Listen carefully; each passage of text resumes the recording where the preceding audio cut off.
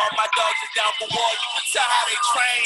Coaches coach and players play, but they learn from each other. If the roles are since Jason Kidd, we assist one another. Making strides for a ship in the regular season. Lacing up these Knights of band of brothers, turning into some demons. Through the season, spring to fall, we gon' see who was working. When the winter hit the surface, gon' see who deserve it. Left competition in the dust, now the options deserted. Only lions in my circle, we hungry for purpose. Nothing's given, all these stripes, you can see that I earned them. Can't buck the system, take the knowledge, you study and learn it. We as strong as the weakest, 1 through 12 is equal. Tried to trap me, saw it now, you know I had to thread the needle. You know I had to thread the needle, try erase and draw it up, just trying to see my youngins eating. Yeah, you know I had to thread the needle, try erase and draw it up, just trying to see my youngins eating. All right, welcome to another episode of the Coaches Show for the coaches by the coaches. We have a special guest in the building today, Coach Glick from Meade High School. How you doing, Coach? Press your mute. Sorry about that. Hey, I'm doing fantastic. Thanks for having me on. I really appreciate it. All right, we glad to have you as well. Coaches has already prepared our pregame speeches. We already came up with a list of questions that we're going to throw at you. We just want to know if you're ready to jump off. Absolutely. All right, we'll pass Ask you. anything you like. Okay, I got you. And we will do that because we asked the questions that the people should know. So I'm going to pass you over to Will Maynard from Southern High School. Coach, my man. Will, what's going on? Great to see you. You look like you're ready to play with that hoodie up. Coming up the headline, baby. Coming up the headline. I know. It's been a minute since I've had a cut. Well, first off, I just want to thank you on behalf of everybody on the panel, even the ones that's not here today. Just want to thank you for coming on the show. I mean, you know how important you are to me, helping me transition from, a young coach to now becoming a more seasoned coach. And I really appreciate all the advice you gave me over the years, even stuff that I didn't want to hear, but I appreciate you, holding me accountable and taking me under your wing because I wasn't on your staff. I didn't play for you, and you didn't have to show me the love that you did. And I greatly appreciate that. Oh, Will, that means a lot. I really appreciate you saying that, man. I love you like a brother, and I'm just so proud of, what you've done in coaching. You're a fantastic coach. You're doing too good of a job because you beat me this year, but. I mean, finally, finally, you had to give me one. Hopefully we'll be in the county championship versus each other next year, I would love to see that. But thanks for the kind words, Will. Means the world. It's the truth. I mean, a lot of people don't know. We had our birthday. Me and Coach Glick had a birthday party together a couple of years ago. Sure did. Yeah, we did. Sure did. Capricorn in the house. So my first question to you is, who is Mike Glick? How'd you get into coaching, your journey? Great question. I'll be honest with you. I realized at an early age, my playing career was ending in college. I wasn't as good a player as a lot of you guys on the set. So I always wanted to coach. So in my high school yearbook, it says, what will you be doing in 20 years? And I said, coaching basketball. So, Will, I'm blessed. I'm doing exactly what I wanted to do my whole entire life. Basketball is me. It made my life. It made me the man I am. I couldn't imagine what I'd be doing without it. So when my playing career stopped, at St. Mary's College, I was blessed enough to get right into coaching. Mm-hmm. So what high school did you go to? Okay, I went to a high school that none of you guys have heard of. I'm Meade County born and raised. So I went to a school called Robert E. Perry. Does anybody on the panel know who Robert E. Perry is or was? See, you can see I'm a history teacher too. So Robert E. Perry discovered the North Pole. And basically I went to a school called Robert E. Perry, and our school is in Rockville. And I graduated in 1984, probably before some of y'all were born. And they closed 3 schools in the southern end of the county because the population was going towards Germantown, Gaithersburg. So they closed our school. They closed a school called Woodward, and they closed a school called Northwood that just opened back up. And then they opened up Northwest, Watkins Mill, and Quince Orchards. So I would say the second week of school, my sophomore year, and I'm from a generation where you went to junior high school. So we're just starting high school, sophomores. They came on the loudspeaker and they said, principal said, school board's going to close the school at the end of the 1984 school year, and everybody that's a sophomore can transfer. And we didn't have anybody in our sophomore class transfer. And we all went through the 3 years together, and it was bizarre because we didn't have any sophomores in the school my senior year, and we had a few juniors. So it was sad, to be honest with you. They were taking all the trophies out of the showcase, and you know, it's just sad. So my high school's closed, but it was in Rockville. Great trivia question. I'm allowed to ask y'all questions, right? Sure. Well, can I ask y'all? Okay. So Sure. the Capital Classic began in 1974. Does anybody know who the MVP of the U.S. team was? 1974 was the first year of the Capital Classic. MVP. I was Come on, born in Desmond. '89. I was born in '89, man. I got nothing for you. That's good for your listeners. Some of your listeners right now know it's a guy named Moses Malone. Ooh. Oh. Moses Malone. And Yeah, the MVP of the U.S. team, or the Capital team, was a guy named Craig Davis. Craig Davis went to my high school, so he went to NC State. Backed up a guy named Monty Tao back when they were phenomenal. So our school was a very, very good basketball school in the 60s and the 70s. And it was kind of a community school where, you know, you grew up and everybody went to the school. So we're probably about, 7 minutes from good counsel. Oh, I never knew about that. I guess it's just like this young generation in our county not knowing that before North County was here, it was Brooklyn Park and Andover. Yep. So I guess it's the same way. Gee, so you kind of went through what some of the Forestville kids went through a couple of years ago. Yep, sure did. Sure did. Actually, Forestville played in our holiday tournament my senior year. The first year it was open. They won it. Yeah, a lot of talent right there, even though Dez ain't want to go there. I'm going to pass along the next question to Desmond Wade of Blake High School. Coach, what's going on, man? What's up, Daz? Good to see you. I love that hat. Way to represent. I'm all about the DMV. I love it. You know it. Man, before I ask my question, definitely want to say thank you, man. We got so many memories. I mean, I know I'm young, but from me being a player and playing against you and now doing the coaching, it's definitely a great thing, man, to have you around. I still remember the first advice you gave me when I became a coach. You probably don't even remember. Tell it to me real quick. Nah, you said, first thing you said, I said, what's the best advice for a year one guy? You said, don't get fired in year one. That's some good advice. That's great advice. That's great advice. Just like what's the first thing you should always do on a first date? Make sure you get a second one. Absolutely, man. So, we talk often, so I definitely appreciate you. No, Desmond, not a problem at all, man. Words couldn't describe how proud I am of you. I didn't have a chance to coach against anybody on the panel except for you. And to see somebody, go from a player to such a good coach and role model for these young kids, man, I mean, I'll be honest, I'm so proud of you as a coach, and just didn't have a chance to get to see you come over at Blake this year. But just watching what you did with the High Point kids when you played in our tournament a couple of years ago was just phenomenal. The interaction you have with them kids and how much they loved you and cared about you. I mean, you're just a blessing to the game. So much love. I mean, I definitely appreciate that. Definitely. So my question for you is, can you speak on some notable players that you coach? We know you have Rudy Gay. Can you just give us a little kickback? Damn, I don't want to make sure I don't leave nobody out, man. I'm getting like emails and text messages and whatnot. Okay, I'm not going to try to be long-winded, but for me to do it right in my mind, I got to kind of go through my lineage, if that's cool. Is that cool for a second?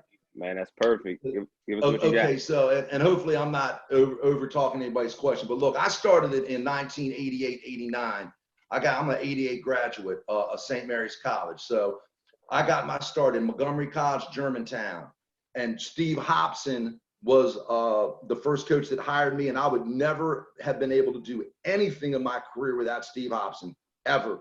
I owe everything in coaching to Steve Hobson. Y'all don't know who he is, but he's a legendary Montgomery County coach. He was just inducted into the Montgomery Junior College Hall of Fame.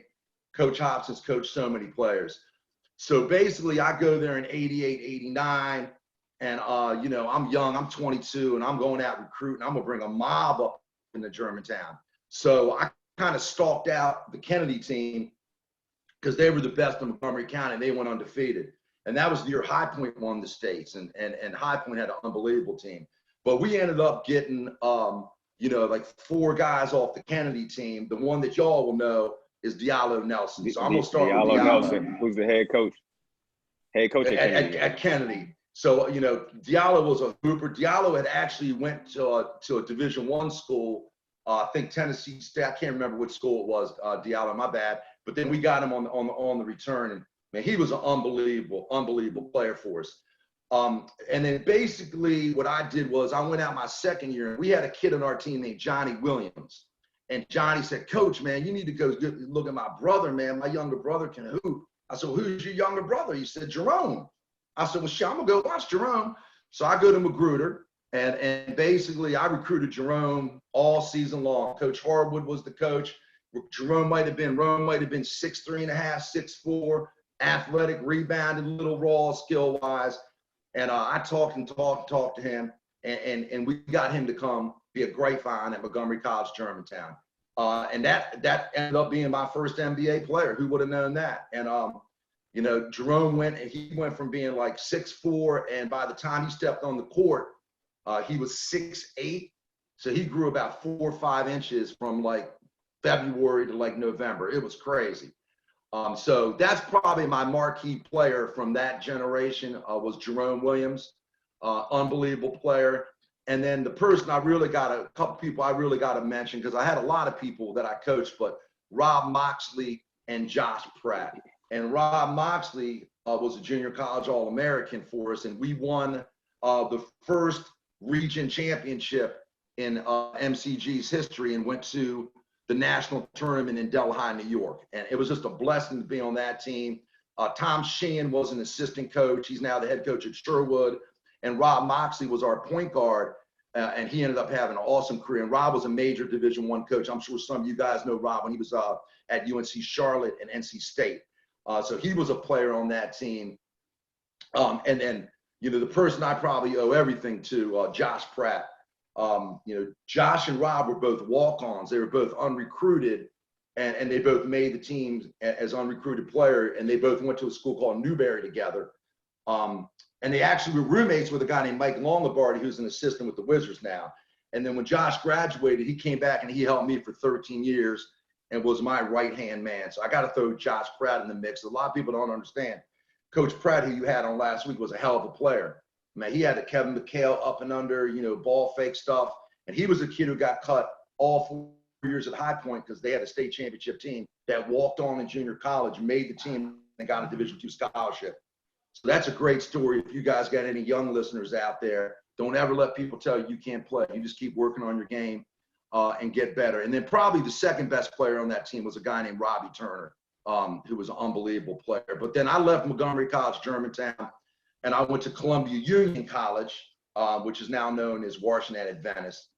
And we had a mob, to be honest with you, because we had a lot of D1 players that couldn't play on the Sabbath, so they couldn't play D1 basketball. So we ended up, we won the district championship in '92 and went to the national tournament in Oklahoma City and played a team called Oklahoma City. They won back-to-back NAIA championships. They had all D1 players. But on that team, man, we had a plethora of players, man, from Ricky Wilcox to Damon Allen to Skip Peace to Mitch Mercer to Jay Moore. You probably don't know these guys. These guys are all hoopers. What's that? Now I was about to say, you forgetting that I kind of took the same route as you. I went to Germantown and I went to WAU. So some of those guys came back. We had they went to the national championship. And then I coached with the group, and they ended up going. So we was the first group to go, since you guys. Yep. So I know those guys. Yeah. Absolutely. People don't understand Desmond playing in the pit. The pit is the home court at CUC, man. Barcelona, man. You don't lose up in that joint. That's a wild environment. It's definitely different, man. Wild environment. So, you know, I had a mob. I'm sorry if I'm long-winded, but I want to make sure I include everybody. So I had a mob of players there. And one of my favorite players there was Keith Cottrell, who I know you all know on the set. Legendary coach at Laurel High School, and now the coach at, you know, Howard University. So I actually coached Keith Cottrell. I don't know if you all know that or not. Keith was a tough player, and I love coaching him. And then I was blessed. I got the job at Pilates in '93 on the Humble. And I'll be honest with you, I was a 27-year-old college assistant. I thought I had no chance to get the job at Pilates. Pilates was a little independent school that played okey-doke schools, and they were going into the WCAC. So you all can imagine how many people wanted that job. Everybody wanted that job. And, you know, I had met the athletic director through baseball umpiring. Y'all probably don't know, but I was a baseball umpire my whole life growing up. And basically, you know, I could have gone and been like a minor league umpire and had a chance to go try to do it as a pro career, but I wanted to coach. So I'm umpiring a game with Steve Walker, who was really integrated in the Pilates community. And Steve was like, Mike, look, I'll get you an interview for the job. You won't get the job because, you know, you're too young and green, but I'll get you an interview. It'll make you look good, and we'll leak that information to the Washington Post. You know, pre-internet, that was a big deal. So I went in there to, you know, interview and had no chance to get the job, and had the job within an hour. It was bizarre. My high school principal hired me. So my high school principal was Dr. Richard Dumais, and he hired me. And with that Dr. Richard Dumais, God bless his soul, because he had passed away shortly after that, I would have never, ever been a high school coach. And he made my career everything it was. So then I had a chance to get to Pilates, and it was on. It was on then. And y'all too young to remember those days. Everybody always wants to talk about our Spalding teams. No offense to all my Spalding peeps, but man, our Pilates teams were better than our Spalding teams ever would have been. We had a mob. And, you know, I think the key to my career at Pilates was recruiting David Morse. That was the key. Just going back into that generation, you know, your AAU programs, you know, were Salt and the Blue Devils. And the Blue Devils were coached by Rob Jackson. And Steve Turner was an assistant, and I was blessed. We got into the Blue Devils program, and we recruited 3 of their starting 5, and that just set the program off when it was off and running. So David Morris was the best point guard in the county back in '94, and we got him to come to Pilates. And when he came to Pilates, basically we got some other people to follow him because he was the first big-time recruit that wanted to go there. So David Morris was a 4-year starter for me, was basically one of my only 3 players to ever play 4 years of basketball for me as a high school coach for 27 years. He ended up going to Dayton, had a great career. Then we had Rick Smith that played on that Blue Devils team, unbelievable defensive player. He went to Marist, that was a 4-year player at Marist, was a great player there. He was on that first recruiting class. And the key was Nathaniel Green, Nate Green. I saw Nate at Maryland's basketball camp when I was working camp as commissioner for Gary Williams, and we saw Nate, and we were like, man, this kid's unbelievable. And we got him to change his mind and go from DeMatha to Pilates, and he set us off. Nate was a 4-year starter at Dayton, played overseas in Venezuela, and if y'all probably too young to remember Nate, Nate was a problem. 6'6", could one-step dunk on your head, left-handed. So that was like kind of like our trifecta, you know, at Pilates, that we got to come in with a bunch of other players. Then we had a kid named Aaron Faulkner, transfer over from Roosevelt. He went to Monmouth on a full ride. This is all class of '98. I'm rattling off to you real quick. And then we had a kid named Kenny Whitehead, who was a 6'11" kid, transfer over from TC Williams. And Kenny ended up going to UNC Charlotte and played there and played overseas for a minute. So we had 5 starters that basically all went D1. And then we backed that up the next year with Austin Rowland, who went to Delaware, played there for 3 years, and then went to Lehigh and was the Patriot League Player of the Year and was the Patriot League MVP. And they went to the tournament and played 12 years in Germany. And Austin was a hell of a player. So those were our first really, really good players. A lot of people want to connect Jarrett Jack to me at Pilates, but Jarrett came after those kids. And then we ended up playing in probably one of the most epic WCAC championships ever, the '98 championship. If you talk to any old heads that were around back then, they'll tell you that was an unbelievable game. We lost in overtime. I still think about that game every day. So then after we got to that point, we had 3 kids transfer into the school in '99.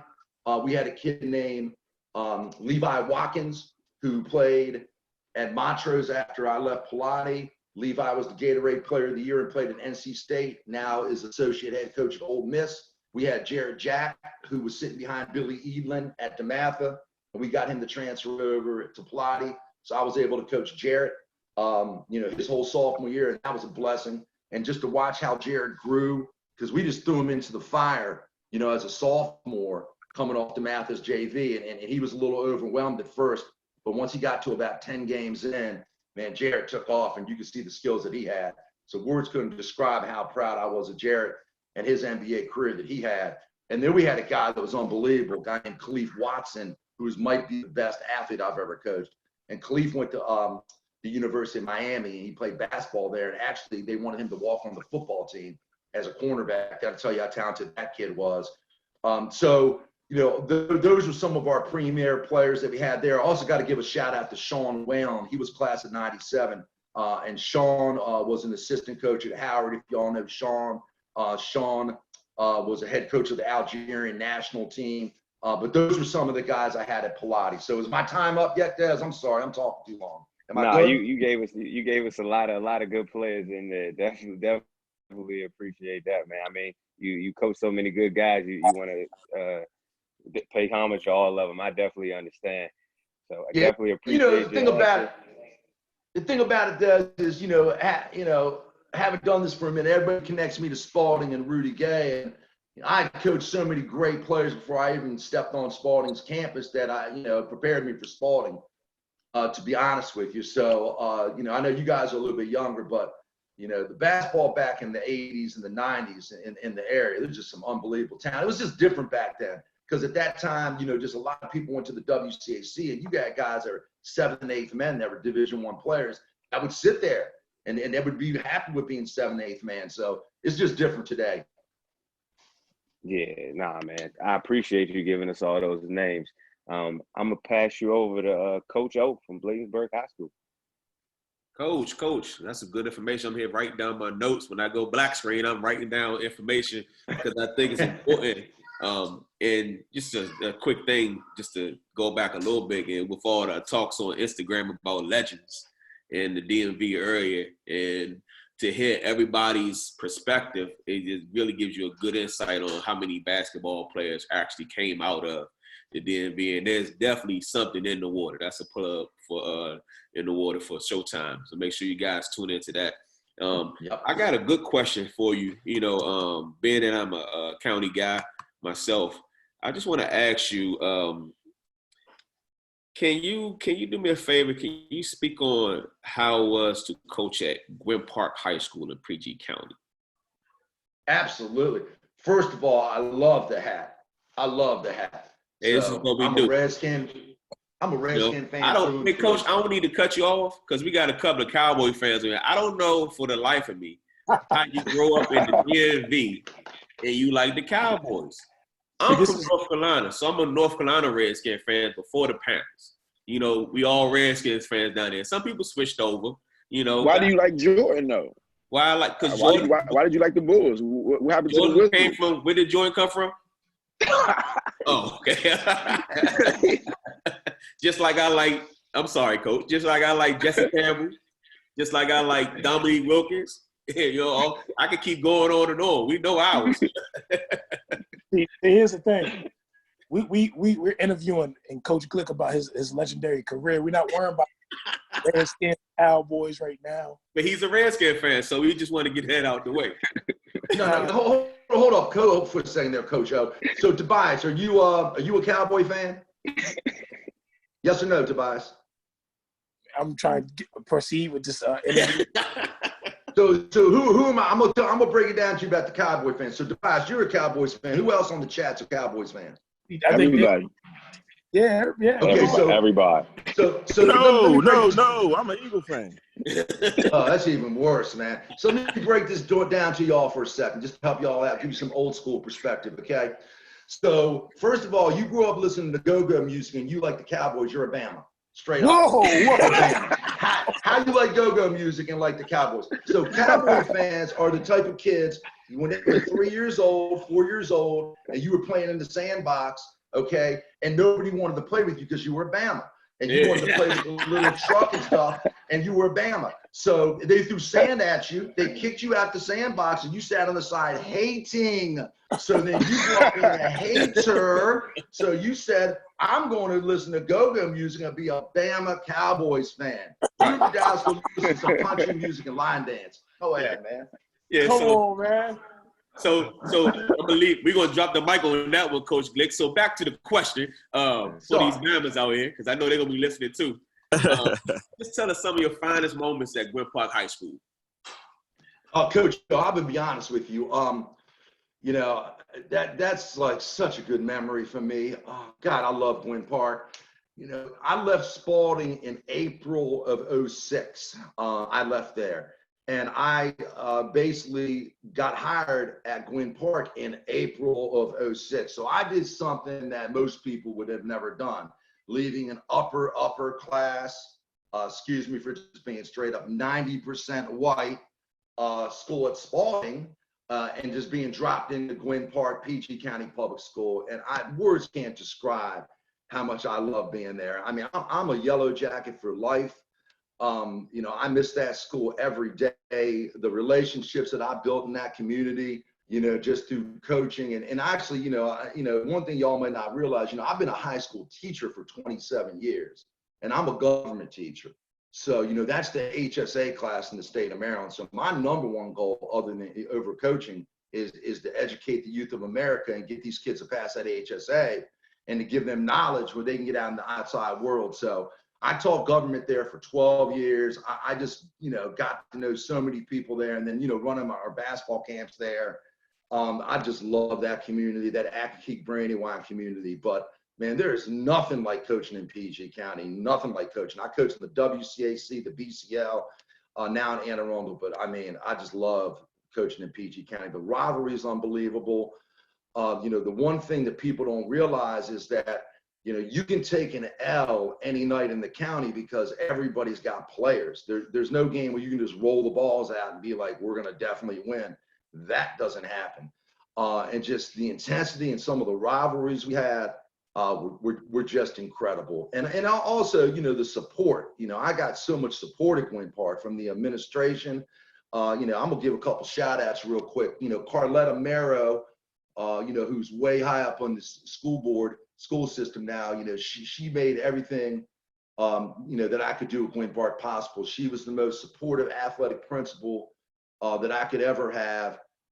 And she was my principal for my first day at Gwynn Park, and she supported our program through and through. And then we were blessed when you know, Carletta went up to the school board, Dr. Tracy Miller took over as principal. So she was our vice principal. So I was blessed because we had the same administrative team for 12 years, and we were chopping it up before we went on camera. You're only as good as your administration. So we had an athletic-minded administration that supported basketball 100%.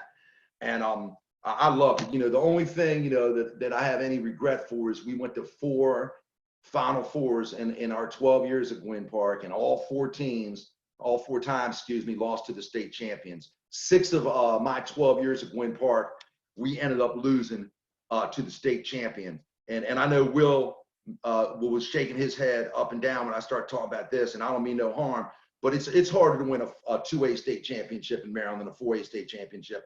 No offense to any of y'all on the panel. I'm at a 4A school, but 2A, man, is a mob. You're usually going through the best team in the state in Baltimore City. So, you know, we got put out 6 times by the eventual state champions. So I wish the ball would have fallen our way a couple times, and we could have gotten a state championship, because Gwynn Park's got the most state championships in PG County, if you didn't know that. We got 10 of them. Didn't get one since '88, but we've been there plenty of times. That's funny. Hey, Coach, that's funny you say that, because I had that argument with people all the time. They always think that 2A is easy. And I said 4A doesn't have any of those Baltimore bomb squads in there. You know what I mean? You think about it, teams like Patterson could win the 4A. you know, and stuff like that. No offense to people in the 4A, but, you know, those 3A, Tobias know about that 3A with Polly in there and them years with us with having to deal with Patterson, and it's some gauntlets. I was just telling them about that region you was in a couple of years ago where you had Newtown on the other side and Patterson and Lake, and it's crazy. And to piggyback off of that to the next question, and John knows this as well, Blaisdell, we wasn't always 4A. We was 3A. You know what I mean? So we definitely understand it. We talk about it all the time where, I mean, nothing against the 4A, but the format itself, when you get to the playoffs, when you got to play each other again. Back when I was in high school, you might have to take a trip down Southern. You might have to take a trip to Westlake. You might have to take a trip, you know, schools may come to you. You never know who you may be playing on any given night. And definitely the 2A, I thought, in my opinion, the 3A, 2A, 1A had a little bit more competitive teams throughout the whole, you know, side of the states and stuff like that. So I definitely agree being in the 4A now, you know. So my next question, too, to add on to that question, how was it transitioning from Spalding to Gwynn Park? Like, what was the biggest differences or similarities, or what do you see that, you know, from those two? Coach Joe, that's a great question. You know, people that know me will tell you I'm a chameleon. I'm the son of a car dealer, so you know, I can flip it in a minute, to be honest with you. So for Mike Glick, it really wasn't a big adjustment at all. Kids are kids. I wasn't changing who I was, to be honest with you. Steve Matthews had done a phenomenal job of building that program. So it wasn't like I walked into some garbage program and had to rebuild it. You know, I had much love for Steve, and you know, he helped me out and pointed me in the right direction. You know, I think the biggest change, to be honest with you, was the style of play. The style of play was so different, to be honest with you. You know, and when you're coaching in the BCL, the Baltimore Catholic League, everything's so patterned, everything's so disciplined. So what I had to really do is change my defensive philosophy, and that's what I did. So, you know, I've always been a multiple defense type person, but you know, we started using the more of the junk defense when I went to Gwynn Park, the triangle 2 and boxing 1. You know, I've always said in coaching, if you're going to beat me, I want you to beat me with your 3rd and 4th option. I'm not getting beat by my 1st and 2nd option, because the beautiful thing about coaching is the 3rd and 4th, and especially the 5th option, their mommy and daddy think they're the number 1 option. So it's great, you know, when that 3rd or 4th option actually has to hit a shot with under 2 minutes left for the win, and mommy and daddy are shouting, shoot it, and let that kid shoot it. You know, a lot of times those kids miss those shots and you win the game. So I think the junk defenses that we ran was probably the biggest difference, to be honest with you, going to Gwynn Park. The other thing about it is, too, the ability to break a press. You know, in Prince George's County, you're legitimately never out of a game. I've seen games flip down 20 in a second. So I had to do a much better job, you know, of working on my press breaks, to be honest with you. You know, I sat down. You probably don't know this. I know I'm not trying to drop names, but I'm just trying to give you all an idea of my background. You know, Steve Turner, who I think is one of the best coaches in the area at Gonzaga. I don't know if y'all know this, but, you know, Steve started his career with me at Pilates. Did y'all know that? Nah, I didn't know that.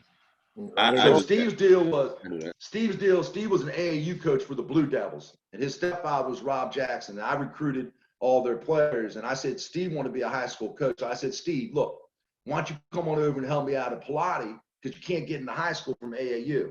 So Steve came over, spent a year with me at Pilates, did a phenomenal job, and that was his first year coaching. And then he went from Pilates over to Newport with Chris Chaney and Keith Stevens.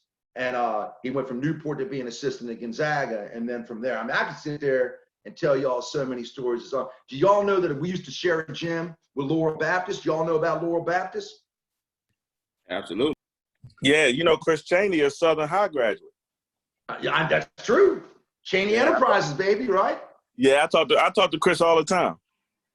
So we shared the gym at Laurel Boys and Girls Club. So when Chris was the coach at Laurel Baptist, you know, they would practice basically from 12 to 2 when they got done with their self-paced learning.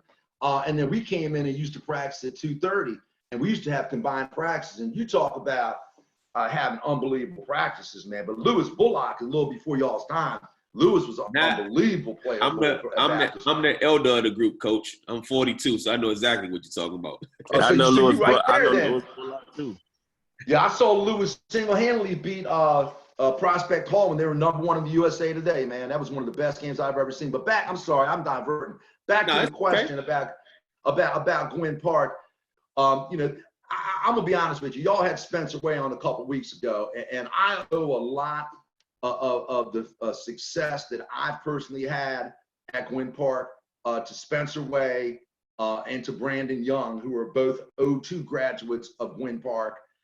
Because they both came on my staff after my first year, and I've had other unbelievable assistants there too. But Spencer and BY are both, you know, Brandywine, Akakeek, Gwynn Park Yellow Jackets through and through. And making that hire helped me so much because it got me integrated in the community, and it gave us the ability to hit a lot of these middle schools and to try to keep the talent at home. So, you know, a lot of the success we had at Gwynn Park was due to Coach Wayne, Coach Young, who are now down at La Plata, building it up there.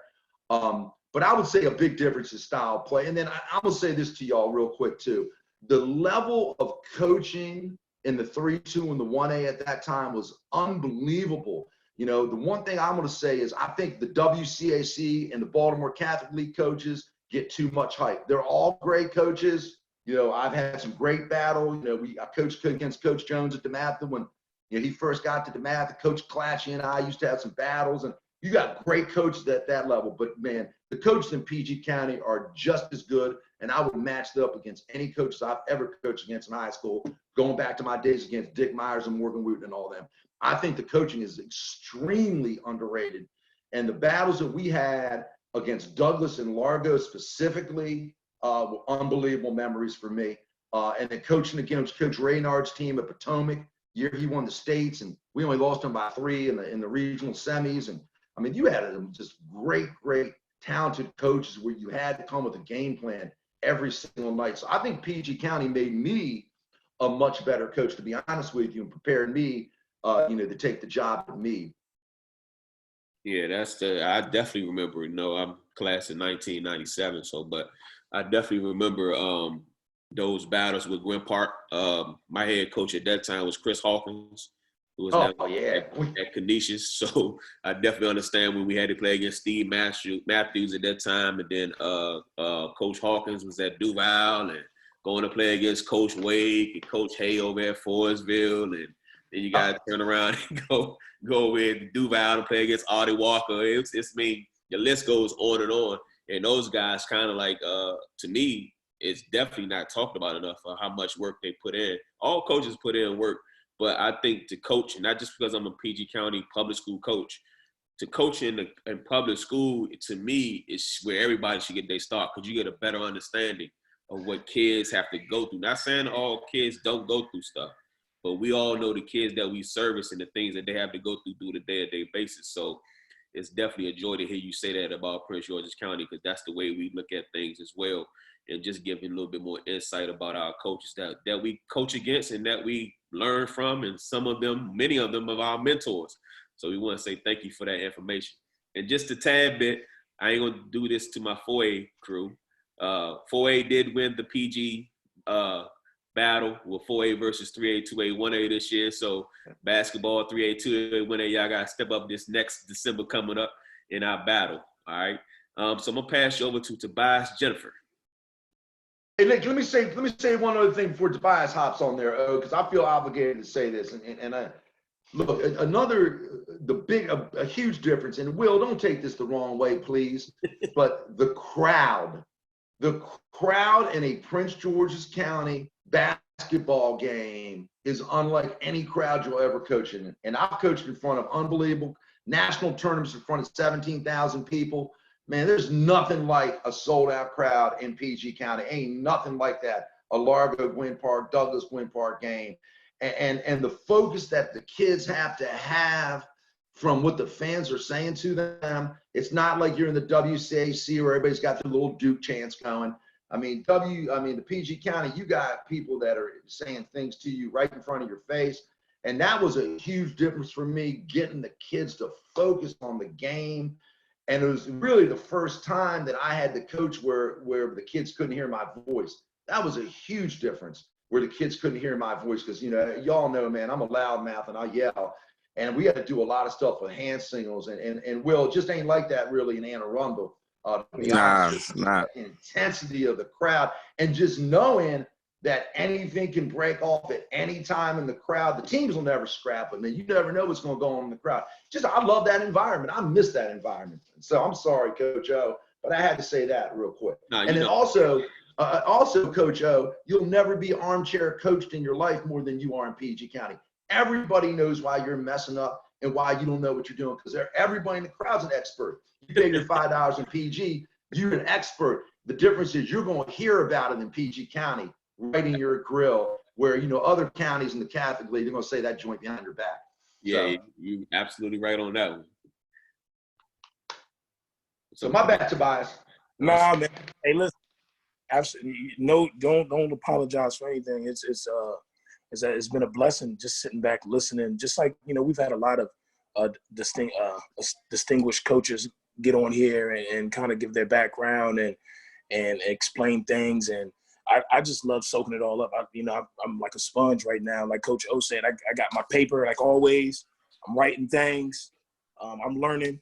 You know, and I feel like as a coach, that's what you need to be doing.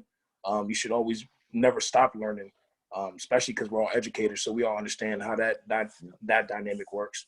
But some things I kind of jotted down while listening to you.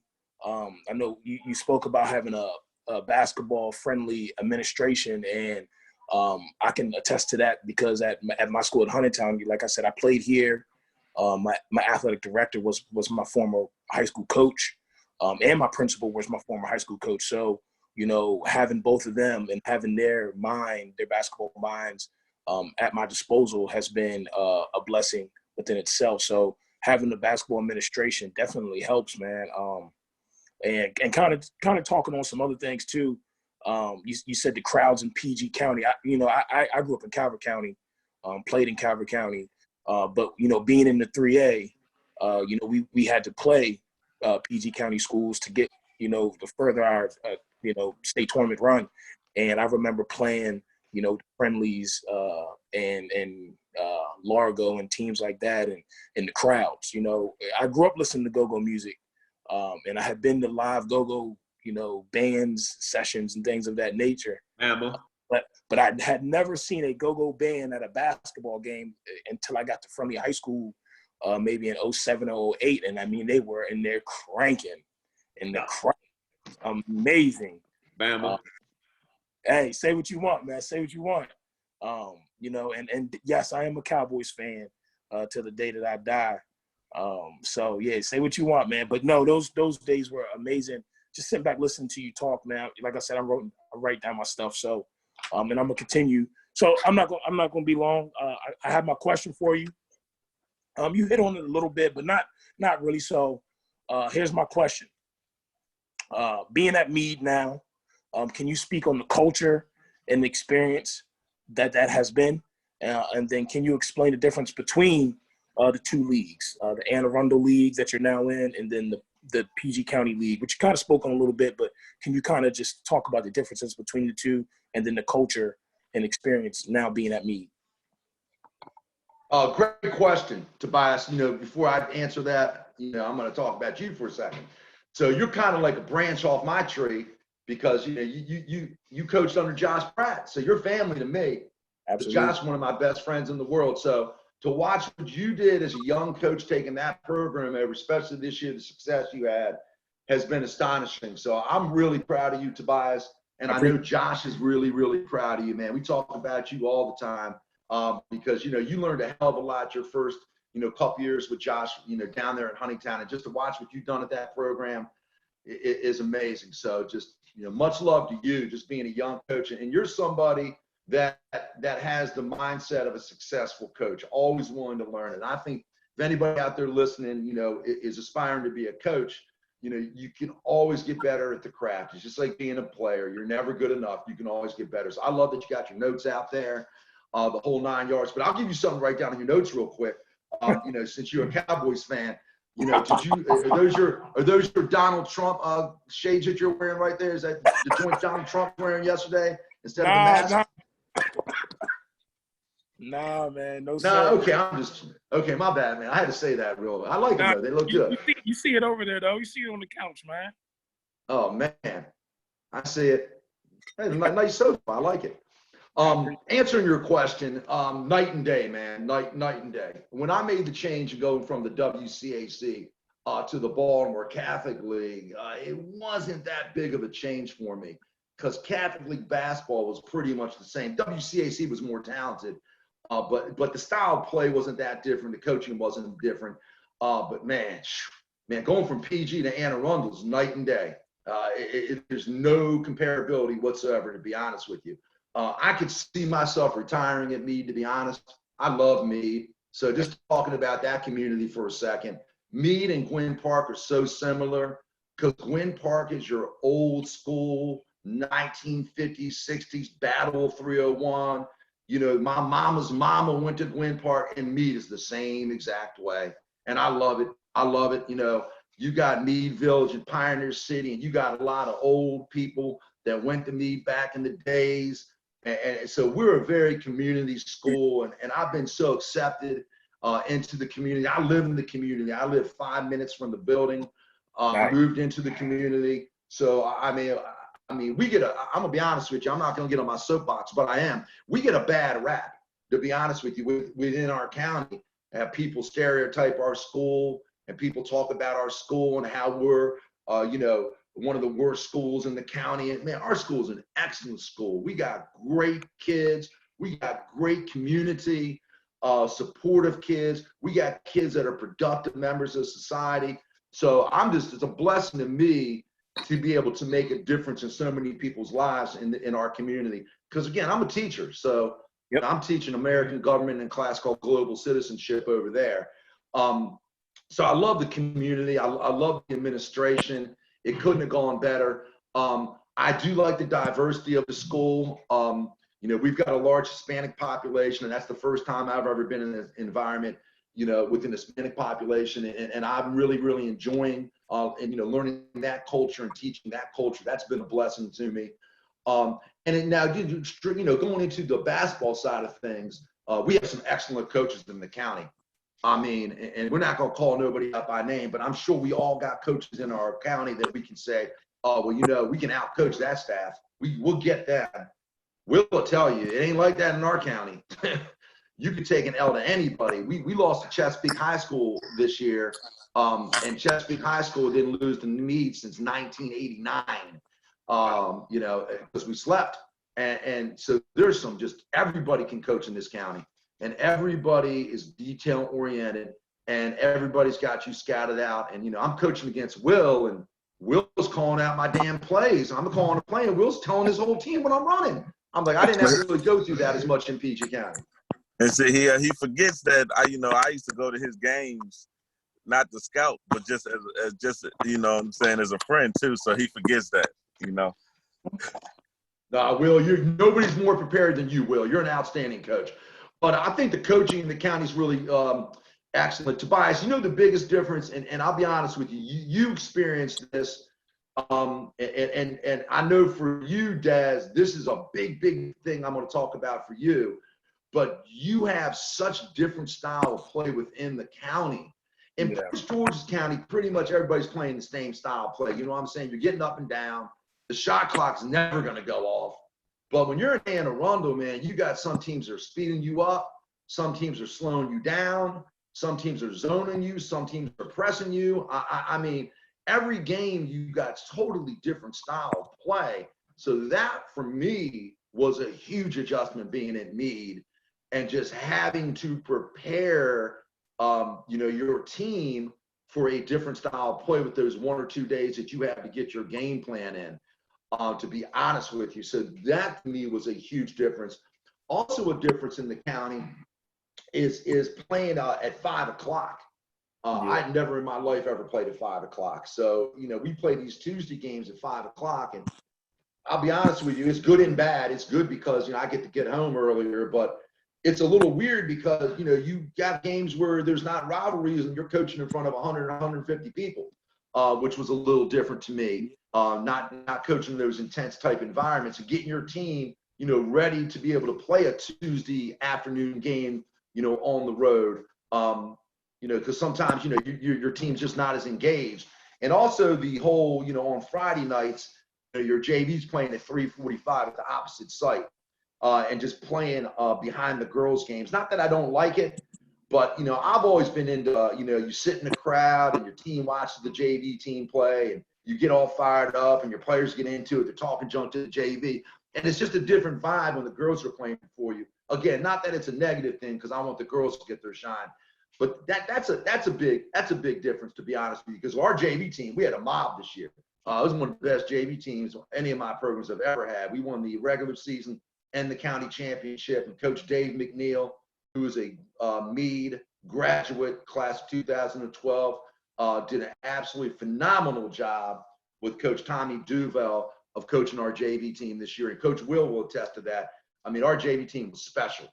And I think that's where programs are built. So just like while I was talking about Coach Way at Gwynn Park, you know, I was blessed, and y'all might not know this, but, you know, I took over for Coach Coriello at Meade. So, you know, Pete, you know, basically did a phenomenal job at Meade. And again, y'all might know this, but Pete got his career started with Josh Pratt, Tobias.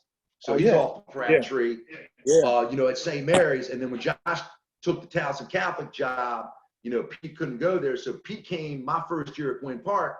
And, you know, Pete was my JV coach for my first 2 years at Gwynn Park, if y'all didn't know that. And he had one of our JV teams went 22-0. He had a mob.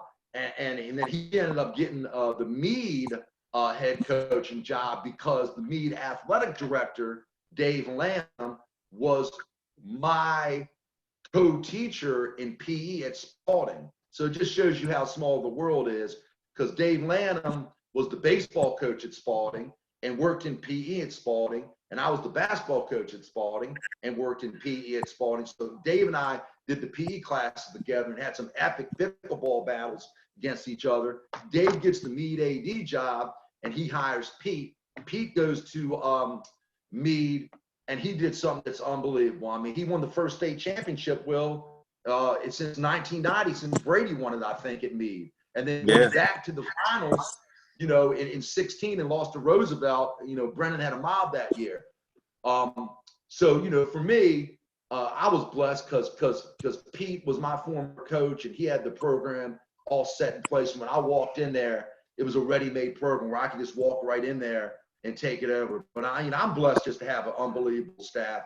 I got Coach Howard Williams, who is just a veteran of the staff. He's an Anne Arundel County legend. Yes, sir. He coached with Coach Pratt at Towson Catholic back in the days when they had Malcolm and Dante and the mob that they had. And like I was talking about, Coach McNeil and Coach Tommy Duval came on our staff this year. And Tommy's you know, an AAU guy, Anne Arundel County born and raised, went to Meade, so he really helped us in the community. And I don't know if y'all know Joe Holmes. Y'all know Joe Holmes? I'm sure Joe refereed a lot of y'all's games. My PG County guys, y'all know Joe?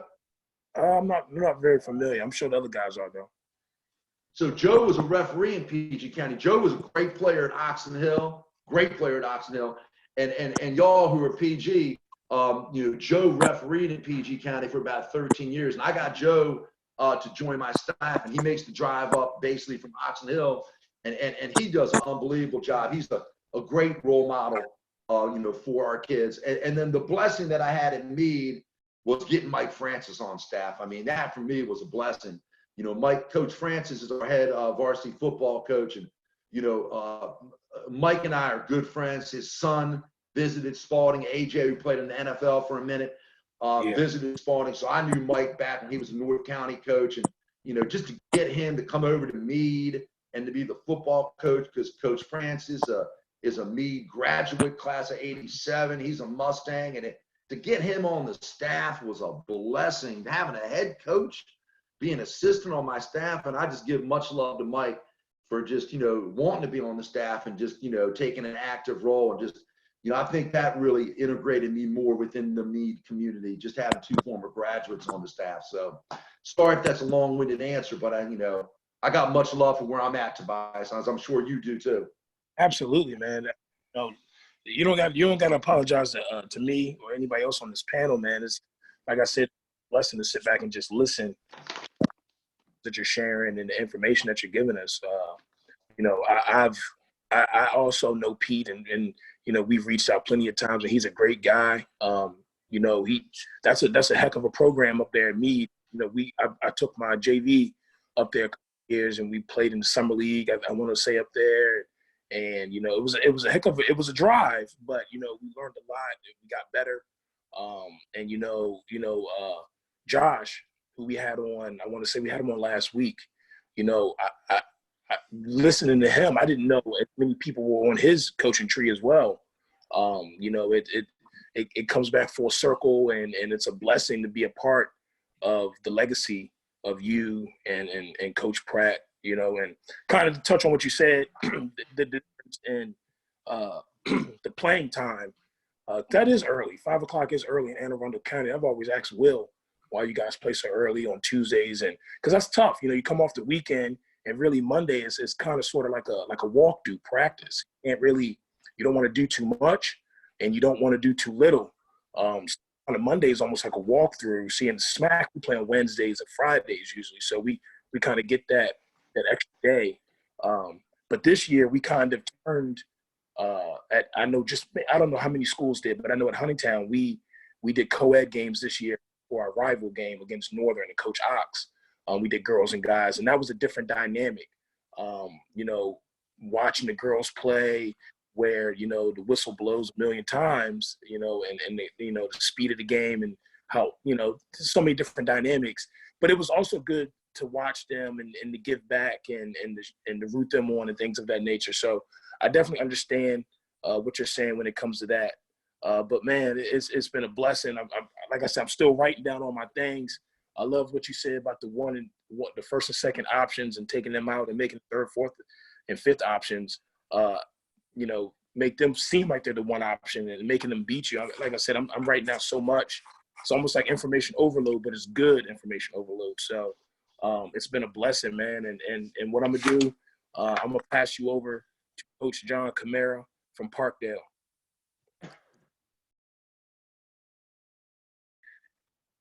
Coach Glick, what's going on? John, how you doing, man? What's going on? Good to see you. Good to see you too. Good to see you too. I'm a sponge just like everybody else. I'm just listening, taking notes. And my question is going to be about something I took notes about a long time ago. But before we do that, just for the sake of the show, I'm not going to let y'all do that to Tobias like that. So I'm going to flip my screen really quick. I'm going to flip my screen really quick. And I'm going to just do that. Just for the sake of the show. We got to do it. We got to do it. They know DC, or they know the DC state. Hey, John, can I ask you a question real quick before you ask me a question? Yeah. Is that cool? Okay, so This is for you and Tobias, okay? I want you to tell me what PG County product, okay, signed with the Dallas Cowboys last week. Let's see how much of a Cowboys fan you really, really are, for real, for real. What PG County product? Who? They don't know, Coach. Wait, don't say no. Don't help them. Don't help him out. We put him on display. Go ahead, John. Stephon Diggs, brother. Time out. Okay, Stephon Diggs' brother, okay? Where did he play? Avalon. Okay, what position did he sign at? Corner. It's a cornerback. Safety. Okay. Okay, I didn't. Okay, that's a good answer. Who else? Can I ask a question though? Stephon Diggs' brother don't got a name? Trayvon. Oh, now you know it took you Google that long? Come on, man. Okay, that's a good. I didn't know that, John. So that's a good look. We passed. That's a good. We passed. We passed. Cowboy trip. We passed. Got you. I saw Stephon play in high school. He was unbelievable. I had a good counsel. But okay, who else? Who else signed? Who else signed? That's related to Mike Glick. Oh, that's Oh, related I to my. don't know. That's a good Oh, question. you ain't a cowboy. Fake it, man. Okay, come on, Tobias. How am I supposed to prove it? What player signed with the Dallas Cowboys last week that's related to Mike Glick? Okay, give you another hint. What Mike Glick former player signed with the Dallas Cowboys last week? Could be my first player that played in the NFL. Now I'm giving you a hint. Oh man, I know the answer. that's a tough one. Damn, Will, help them out. You're an Eagles fan, Will. Go ahead, Will, help them out. Nah, my man, Mr. Parker. Loved watching him play. School. Tell them who Aaron Parker is real quick, Will. Let them know. A stud. I remember him because you guys used to talk about him all the time because he didn't play as a junior, right? Sophomore. Didn't play as a sophomore. Sophomore. Okay, I remember he didn't play yet, and I remember Bird. Bird. Gwynn Park's one of the biggest fans. Him, we was all out one night. He's like, man, we gotta get that kid out. We gotta get that kid out. He played. He dunking on people. I mean, he could guard all 5 positions. Unbelievable in high school. And I remember you guys saying that he was gonna go to the NFL when he was in high school. You said he has a possibility. BY sent me his college highlights, and I was like, oh yeah, this boy's gonna get drafted. Stud, man. Stud. Should be proud. I know you're proud of him. Oh my God! So this will give you guys a good little, just trying to wrap you for a second. I'm gonna, answer your question, John. So Aaron Parker's class of 16. Okay. So Aaron Parker, I only had 3 players ever play varsity as a freshman. So this is a good story for your younger listeners to listen to.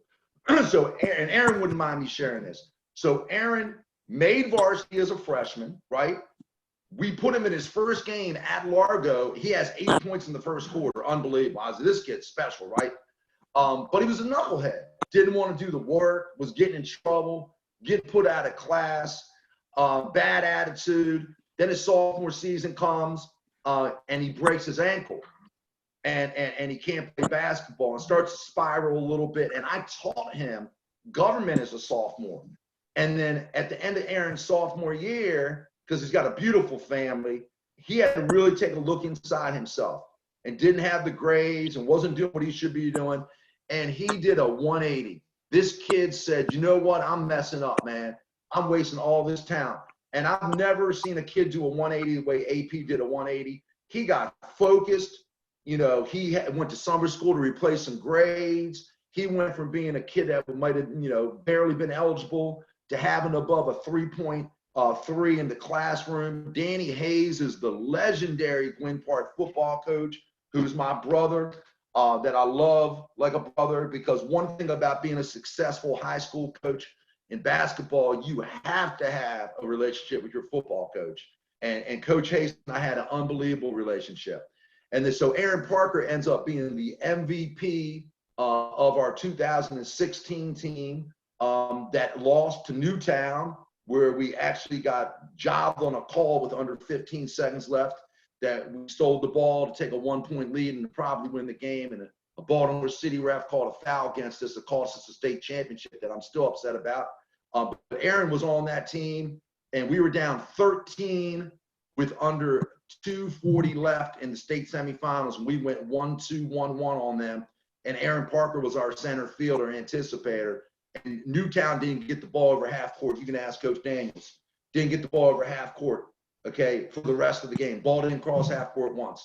And we went from being down 13, getting that joint to down 1, and stole it clean for the win. And some referee called a horrible call. And Aaron Parker was the heart and soul of that team. So Aaron goes to Rhode Island, okay, on a football scholarship. And then Aaron's mother, Vivian, her sister had a child that was at Wild Lake named Isaiah Coulter. And Isaiah was a very good football player at Wild Lake. And they didn't really throw him the ball too much at Wild Lake because they ran some old school, run the football. So Isaiah came over to Gwynn Park and played football for 1 year at Gwynn Park. Had an outstanding season as a wide receiver, and actually came out for our basketball team and played for about 3 games for us for basketball, and was a really good basketball player, 6'4", athletic, could just off the vert go up and dunk the basketball. And he came to me and said, Coach, man, I love the program, but I think I'm just going to concentrate on football because I think that's where my future is. So Isaiah Coulter goes to Rhode Island.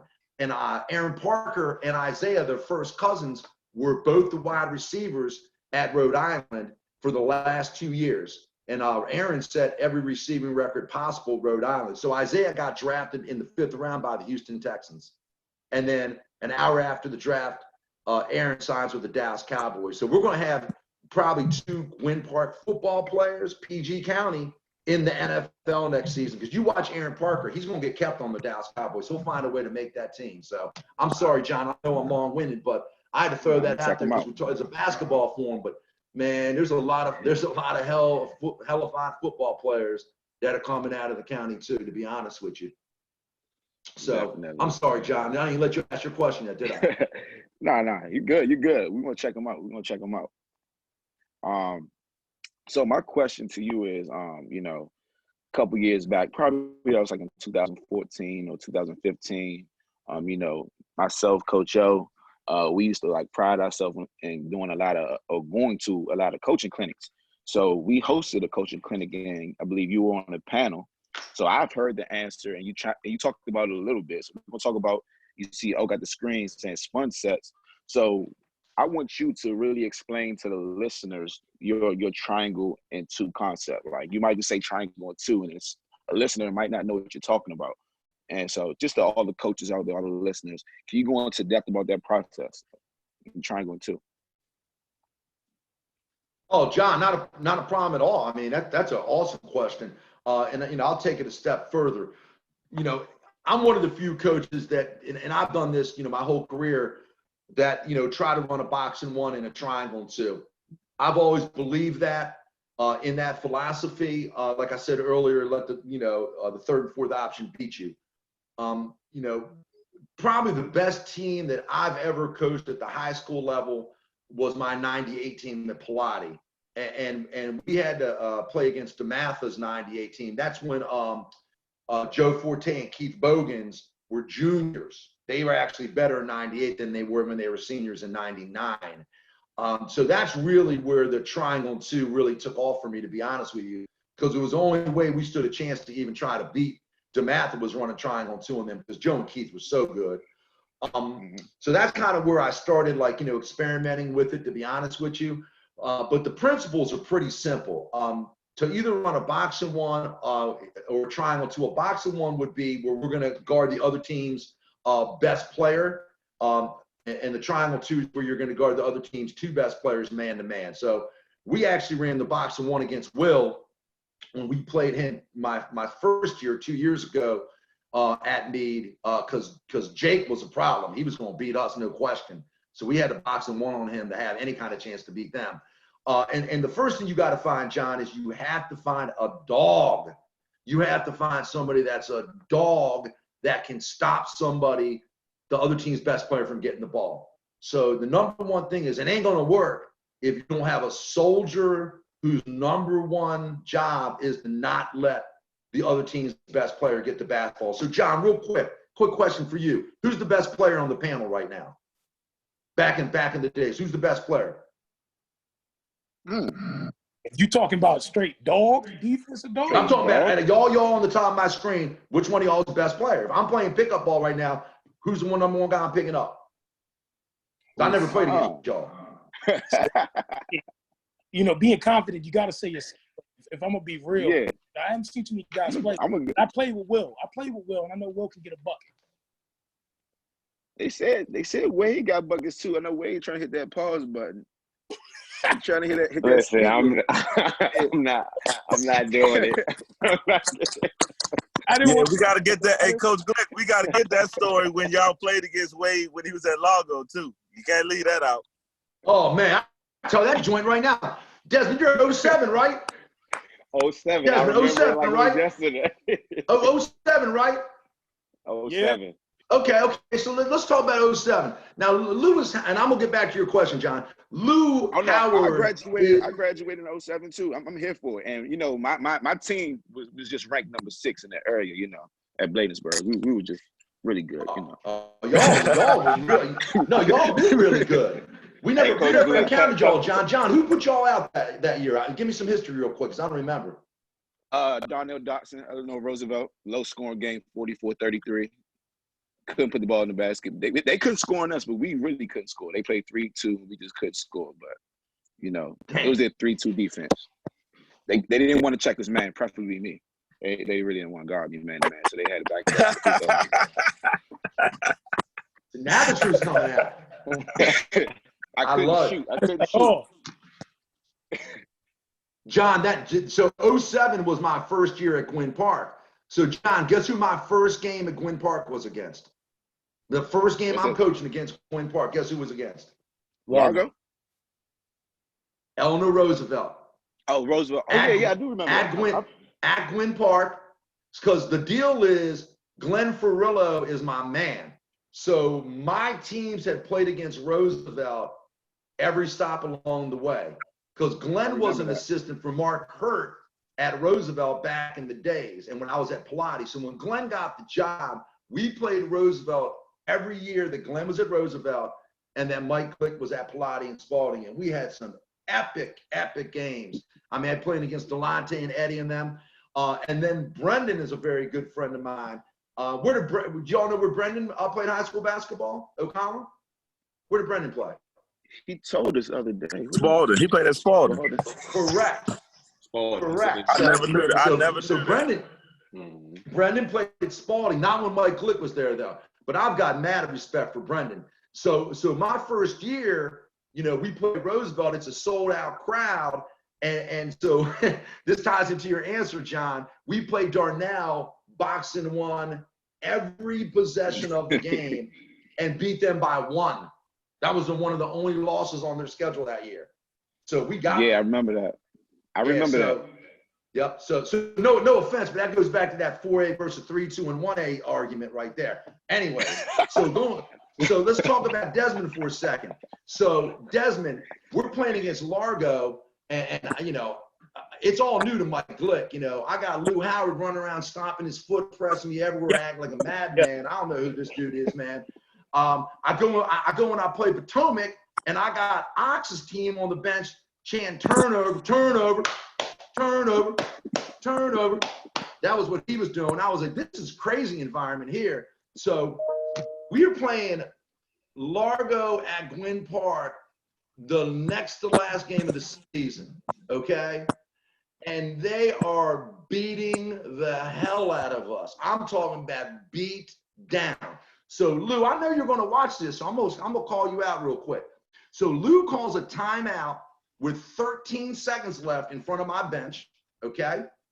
And they're up by 31. Maurice Sutton throws the ball in, and they run some side out of planes alley-oop play, and they tomahawk dunk. Oh! On our head, they bench going crazy, and I go after Lou. I mean, I legitimately tried to like go after Lou and attack Lou. I was tripping because, you know, I'm coming from the WCAC Baltimore Catholic League environment where if you do that, Johnny's mommy is sending an email first thing in the morning and the principal's knocking on your door asking why the score was run up. So when you're asking the difference between Catholic school and public school, you can't do that in a private school because you're going to be reprimanded by the principal. Where in PG County, you're getting dapped up by your principal for running it up. So anyways, so I said, I took my team in the locker room and I said, whatever we do for the rest of my career, we're going to beat Largo. I was pissed. No, dog. I was pissed, man. You don't understand. So we ended up playing Duval in the first round and snuck out a real close game against them. And so we got to come back and play Largo at Largo, okay, in the 07. So we lost by 33 points to Largo 10 days before. And our kids played so well. We had such a great game plan. And we ended up losing by 3. And Lucky Hinnock, who's Bird's brother, Lewis Hinnock's brother, had a 3 to give us a lead with under 15 seconds left that he missed. So, Des, man, we almost got y'all, man. We almost got y'all. But hold on, let me keep talking. Do you remember your game? Des. But Des, when you went on to MC in 08, Largo won the state championship, right? They did. Yeah, they did. And Gwynn Park beat them by 33 and by 19, brother. just to let you know, because we lost in the states that year. So we got Largo. That was 2 of Lou's losses that year. And then the loss that we had in when we beat them in 08 at Largo, that's when a melee broke out in the gym. That's when Coach Glick got rough and got thrown into the bleachers and got some pepper spray in his face. And I was like, welcome to PG County basketball. It was great. And that was such a rivalry that me and Coach Lou had ever since. And that's why, you know, when I got the Meade job, guess who my first game at Meade was against, Daz? Coach Daz? You got it? What? Oxon Hill. And we took an L by 33. We took an L by 33. And I told my boys, no offense, Will, I said, welcome to PG County, fellas. This is PG County basketball, man. And then we ended up, you know, taking that team and went all the way to the region finals with that team that year. So hey, I would have liked to see y'all play that with Mozzie too. I would have liked to see hey coach, I would have liked to see how that game would have been if Mozzie was there too. I would have loved to see Mozzie versus Ron for light, because I mean Mozzie, a lot of people don't know, man. Mozzie is bad boy. Bad boy. He's easily a Division I kid. Easily. He's a hey, take a 30 for a second, Will, real quick. So let's keep going with that story. So what I did was I called Lou on the phone and I said, Lou, man, we both, you know, got a bye in the first round of the playoffs. Let's scrimmage each other. And he was like, coach, y'all, weren't really that competitive, and I'm not really sure. I was like, Lou, look, man, I got this kid named Mozzie, dog. And I was like, you don't understand. This ain't the squad that y'all just pasted by 33. Y'all want to play us. Well, let me see, coach. So Lou gets back to us, and Lou's like, yeah, come on down to Oxon Hill. So we go down to Oxon Hill, and Lou will co-sign on this. Mozzie put on a show. So Lou's running his, you know, trapping, running, pressing, stomping his foot shit that he runs. Excuse my language. I'm sorry. And Mozzie goes through that joint 1-on-3. And the next thing I know is we won the first quarter 21-11. And then Lou proceeded to call 3 straight timeouts and started kirking on his team and couldn't figure out how he was losing to us. And I was like, Mozzie tames. And Lou came up to me when that game was over. He's like, Coach, man, that kid's unbelievable, Coach. True story. Hey, Coach Glick. I'm not. I want to go back to your story a little bit, because we catch a lot of heat about this 07 thing. Me and John always talk about it. He says that his mob could have beat us, and I'm like, listen, we were a little bit different that year. We just blank word on the money that year at the guys. We did get you guys the first time, and then when you guys came back, and this speaks to your genius. Do you remember your game plan? Yeah, I remember my game plan. I was cursing my players up and down, saying we there's no way we're gonna go out like this, man. My kids wanted it. But tell me what the game plan was, because I don't remember it per se. Dude, you slowed the pace down. No, you slowed the pace down. Y'all held the ball. Y'all ran y'all stuff, because we were just trying to get after people, get after them. You wasn't going for it. Like, if you don't have a shot that we love, don't shoot it type game plan. And it was genius, and that's how you guys really stayed in that game, purely off your genius. I mean, you had some good players that year, but your game plan was, in the moment, I'm like, man, this is some wild boy stuff. But now I'm like, man, that was genius, because that you guys were the closest team to beat us that year until we lost. You know what, Des, now that you say that, I do remember that. And again, I'm not trying to put anything out there about Coach Lou, because that's my man, and he's one of the best coaches in the DMV. And you got to get him on the show if he ain't been on the show. But Des, and this is for real, and this goes into the coaching, John, so there's going to be some coaching involved here. There was only one way to beat a Lewis Howard team, because people don't understand, and I've said this to Will before, it doesn't matter who you are. If you got to play against that system, you've never played against a system like that in your life. I don't care who you are, they're going to turn you over. You're going to get turned over. So what made the teams at Largo so good back then was that you had, Bass and Marie sitting in the hole. And what teams would do is they'd break the pressure, go 2-on-1, and you're going at a 6'11" shot blocker going to Villanova. And, and then he had Abdullah after that. So what we would do, and we would practice 7-on-5, and I'm not lying when I say this, we practice 7-on-5, and I would say we would do this repeatedly for like a week straight, and 6-on-5.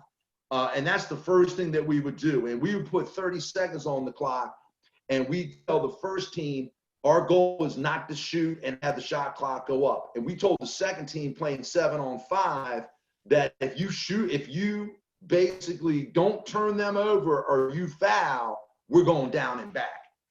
And that got us ready. And that's what we did that year. We played 7-on-5 and 6-on-5 in practice because I gambled and rolled the dice that we were going to get Duval, to be honest with you. So what I did was I overlooked the Duval scout, and I scouted just for y'all. It was personal, Des, to be honest with you. So that's what we did. I get it. And then you know, our rules were, you know, we had the Lewis Howard rules, kind of like the Jordan rules. If you break the pressure and you go to the basket, you're coming out the game.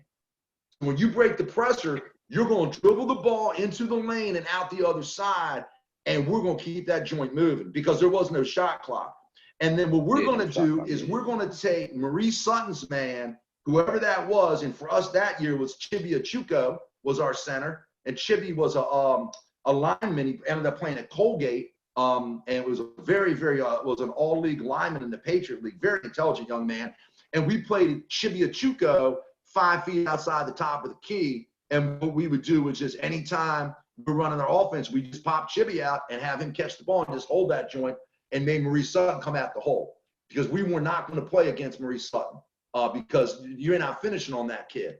And we did the same exact thing at Spalding and my best team that I've ever coached. If you say, well, coach, what's your favorite team? My 00 team at Spalding was my favorite team by far. That or my 02 team. But my 00 team at Spalding, this was my first year at Spalding. We played in the Beach Ball Classic, which at that time was the best tournament in the country, period, end of story. I mean, it was no debate about that. And we ended up beating a team called Wilson in the first round, who was a state champ in South Carolina. Now we got to play Oak Hill Academy in the semis, right? And they got Desan Diop on that team. And we watched Oak Hill play Seton Hall Prep from New Jersey. Had a guy named Marcus Tony L that went to Seton Hall the night before. And Oak Hill's #1 in the USA Today, and Seton Hall's #4 in the USA Today. And they're playing right after we beat Wilson, and we're playing the winner. So me and my staff and Josh Pratt are watching that game, and Seton Hall's like, man, we're going up and down against Oak Hill. Who are they? Oak Hill beat about 37. So we went back to the room. We said, we're not playing against them. So we did the same exact game plan. We just spread the court, and we made Diop come out and guard our big, and Steve Smith was freaking screaming at me, cursing at me, saying I was a punk, slowing the game down in the national tournament. And I'd never be invited back to a national tournament because I'm stalling at the beach ball. And you know what? We lost to them by 3, and they won the joint and finished #1 in the USA Today, I do believe. So anyway, so keep talking to the story. So every year after we played Largo, we probably had the more success against Largo than anybody in PG County, if you ask Lou, because we break the pressure, would never, ever play against the pressure. We would back the ball out, spread the offense, slow the game down, and make either Sutton or Abdullah come out of the hole and guard you. Because the defense was only good for about 20 seconds, because after 20 seconds, everybody gets tired, and that's where the defense would break down and you get layups. And I believe that game, and again, Des, you know, I'm a little foggy. You know, Coach Glick's, you know, 54, so some things get foggy to him sometimes. But I believe Sean Thomas, who ended up going to Morgan and playing for Coach Bozeman and went to back-to-back NCAA tournaments, Sean Thomas got loose that game. You remember Sean? Yeah. Light-skinned kid, about 6'3". Yeah, Sean went to Morgan and played on those 2 teams and went back-to-back chain. Sean Thomas stepped up that game and was balling out. Mm-hmm. So anyways, I know I'm rambling, but that's what we ended up doing to you that game. And that's what we did for the whole entire time, the rest of the time we played against the Largo team. Because I got mad respect for Coach Howard, man. That's a tough style to play against. And I'm sure that made you a little bit ready for college, Desmond, when y'all started doing trap and press and stuff. It's hard to play that style as a player. So, for sure. So I'm sorry, John. My bad, John. No. It's the more of the story is John Mobb didn't want no smoke that year. Oh my God. Oh, what's your non-biased opinion, Oh? What's your non-biased opinion? Who you think?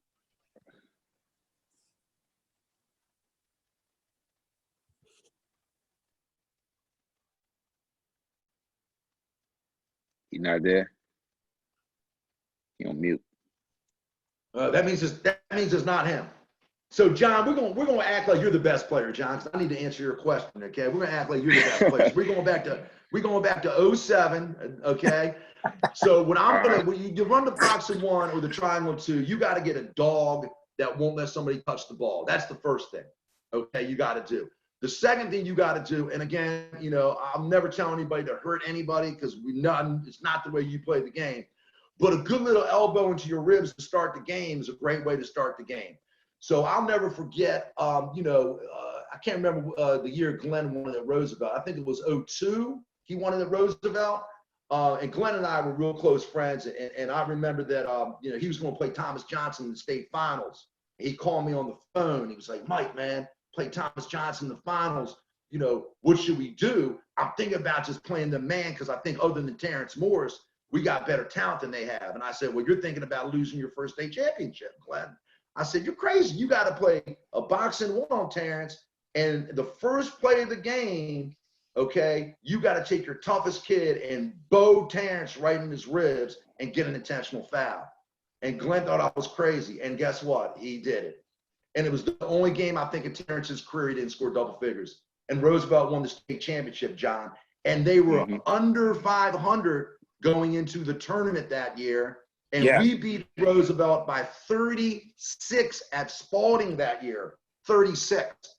Yeah, so that was under 500, yep. Yep, that was 02, I do believe. So, John, to play the boxing one, you got to get two soldiers that will have the mindset of my role is to take the other team's best player out of the game. I had two kids this year, Nick Haylock and Josh Bishop, that would do that for me. So you can't do nothing if you don't have those two kids. You know what I'm saying? That's the first thing. The second thing is all about the scout. It's all about the scout, okay? So, let's just use the scout real quick. We know Will's a really good shooter, right? But we know Tobias can't shoot. So we don't check Tobias. And what we do inside the triangle and two, where you have three guys playing in a triangle, okay? Or what we do, John, is we call it invert, and we invert the triangle. So, John, what we do, we put two guys on the elbow and we put a guy in the hole, okay? And if it's a boxing one, we'll play a boxing one where you have two guys on the block and two guys on the elbow, okay? That's kind of the way we play it. And if Tobias can't shoot, we let him shoot. And then what we tell our players jump to him and tell him he's a bum and that he can't shoot. And no offense, I'll do a little talking too, where I'll be, yo, Tobias, what's your number in high school? 42. 42? Okay. Jackie Robinson, baby, I love it. We'd say right. 42. I say, let 42 shoot, man. He can't shoot. He a bum. So Tobias will look at me. Tobias's mom and dad, Mr. and Mrs. Jennifer, look at me, and they start yelling, shoot it, Tobias. So you almost talk, John, their sorriest player in the shooting, because that's what you want. Okay, you know what I'm saying? So I'm going to backtrack for a second. One of the most memorable games in Mike Glick's career was in 2011. And we came out of PG County that year, and a lot of people don't remember this, but in 09 and in 10 and in 11, we played Oakland Mills from Howard County 3 straight years in the playoffs, okay? So in 09, they got the beat down, okay? We got the go-go band. We had a great band behind their bench and go-go'd it out, and they were just overwhelmed, okay? And that's when Greg Whittington was a sophomore. Then we got to play Oakland Mills in the region finals in 1-0, and that was back in the days where Earl Hawkins, okay, who I love to death, decided that, we were going to play all the regional finals at a neutral site. So we lose our home court advantage, and we got to play Oakland Mills at basically Dr. Henry Wise. And we're down 9 with basically under a minute 40 left. My best player fouls out, Mike Hemsley. Mike Hemsley grabs Tion Barnes, punches him in the chest, and is like, yo, man, my career can't end like this. We end the game on a 9-0 run, and we get Oakland Mills in overtime. And that year we lost in the state finals to City, who was the best team in the state in 2010. That was a team that Fouts played on. They went to Yeah. Maryland. So now we come back and it's 2011. And now we got to go to Oakland Mills. And Oakland Mills is number 2 in the Washington Post. They're number 2 in the state of Maryland. They're 24-0. And we got to go up there to play them. Okay. So at that time, our coaching staff was unbelievable. I had Sean Whalen on my coaching staff, and I had a guy named Brian Brennan on my coaching staff, along with Spencer Way and BY.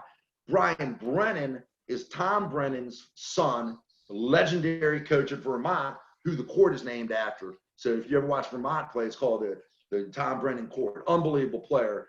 And Brian's just a basketball genius. And Brian's actually an assistant coach for the St. John's girls team right now with Jonathan Scribner and won a bunch of WCAC championships. So Sean and Brian come to me and they say, Coach, we need to change the boxing 1 to win the game. One thing all great coaches do, or all good coaches do, is they listen to their assistants. And that's one thing I think my assistants would tell you. My assistants get major input.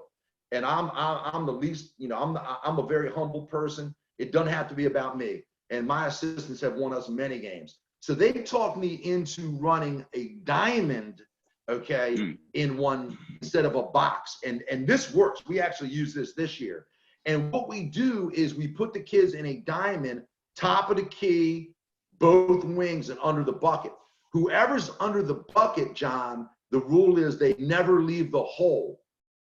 So what you're really doing, John, is you're playing 3 guys on the perimeter against 3 or 4, but you always got somebody anchored in the hole. That way you're never giving up layups. Because in the boxing 1, if you got the bottom 2 guys in the box covering the corners, you can give up inside stuff. I lost the state championship that way to Winter's Mill. They had a kid that went to Penn State. We went boxing 1. They kept screening the boxing 1 and opened him up, and that's how they beat us. So we put that game plan in. We go to Oakland Mills, total setup and setup. Oakland Mills tells us, and you guys are all PG County, most of y'all, so y'all understand the way this works, how we are perceived when we go outside the county. They tell us the game's at 7, tickets start being sold at 5, right? They open the doors at 4 o'clock. They sell out the gym. No Gwynn Park fans can get into the game. Game's a total sellout. So all of our parents come and they tell our parents they can't even get into the game. Man, you talk about being pissed. My son and my 3 sons and my wife weren't allowed into the game. I had to go pop the back door to let them in. So we had an attitude. So that was my game plan in that game, was telling all the kids in the locker room, your mom and dad are never going to see your last high school game if you lose, because they're not letting your parents in the gym, and their phones are blowing up. It was unbelievable. So anyway, so we come out and play the diamond in 1 in that game, and that's one of the most memorable games of my life. You talk about one of the biggest upsets ever. We got them, which was unbelievable, with Gary Williams sitting in the first row at Oakland Mills playing that defense. And basically the key is in the box 1 and the triangle 2, you got to have the personnel scouted where you understand who you can't let shoot, and you got to shade the boxing 1 and triangle 2 towards the shooters, okay? And the kids that aren't the shooters out of the drivers, you're just going to let them shoot. And if they step up and they go 4 for 4 from the 3, you're taking an L. But that's happened maybe one time in my career, to be honest with you. So, that's kind of the philosophy behind it. And then the other thing we do, John, when we're playing that defense, we only crash 2 on the offensive end. Because a lot of times, a great player will get his in transition, to be honest with you. And I know if you talk to Bird over at Douglas, that's what we did to them, more times than not.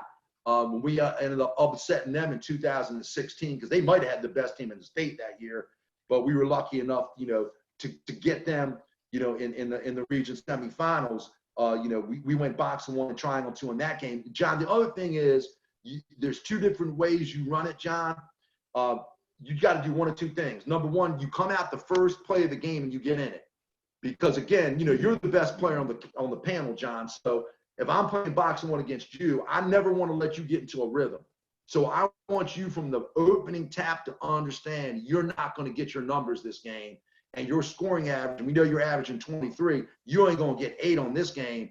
And most players get unhappy with that. Very few players are unselfish enough to want to score 8 and win. They want to get their numbers. So you get frustrated and start yelling at your teammates, which I know you would probably do. Or the other way to do it, which we did against Will in 2019, you hold that joint and you don't run it until the fourth quarter. And when you come out your fourth quarter timeout with your nice little game plan and what you're going to do, we're now boxing 1 and triangle 2 on you, and you've got no time to adjust to it in the locker room at halftime. It's very, very effective at the end of games, to be honest with you. And, you know, sometimes you get your own medicine, you know what I mean, in coaching. And I got my medicine this year when we played against Arundel in the region finals. You know, this past year, we upset North County, who was the #1 seed in our region. We got them at North County in overtime, where they beat us by 31 7 days before. And basically, we had to go play Arundel with Coach Rod over at Arundel, which is called the Battle of 175, which is an unbelievable environment. That game was sold out.